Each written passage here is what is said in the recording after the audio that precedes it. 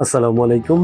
আমি ডাক্তার মোহাম্মদ সিরাজুল ইসলাম, সহযোগী অধ্যাপক সার্জারি হিসেবে আছি পাবনা মেডিকেল কলেজে। আজকে এসেছি আপনাদের সাথে কথা বলতে। আমরা সবাই জানি এই দুনিয়ার এই ক্ষণস্থায়ী জীবন মানে এক অবিরাম লড়াই। এই লড়াইয়ের সাথে যদি যোগ হয় রোগের যন্ত্রণা বা কষ্ট, তখন আমাদের একমাত্র আশার স্থল হয় চিকিৎসকরা। আমাদের কাছে প্রতিটি অস্ত্রোপচার শুধু একটি চিকিৎসা পদ্ধতি নয়, এটি একটি বিশ্বাস।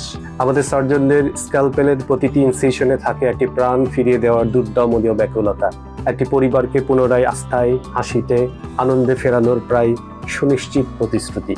আমি শুধু একজন জেনারেল অ্যান্ড ল্যাপারোস্কোপি সার্জন হিসেবেই নয়, একজন শিক্ষক হিসেবেও দেখেছি চিকিৎসার চেয়ে বড় ওষুধ হলো ভরসা। পাবনা মেডিকেল কলেজের একজন শিক্ষক হিসেবে আমার ছাত্রছাত্রীদের বা নবীন চিকিৎসকদের যখন শিক্ষা দিই, তখন একটি কথাই বলি, রোগীর শরীরে ছুরি ধরার আগে তার মনের দখল দিন, মনকে জয় করতে শিখুন।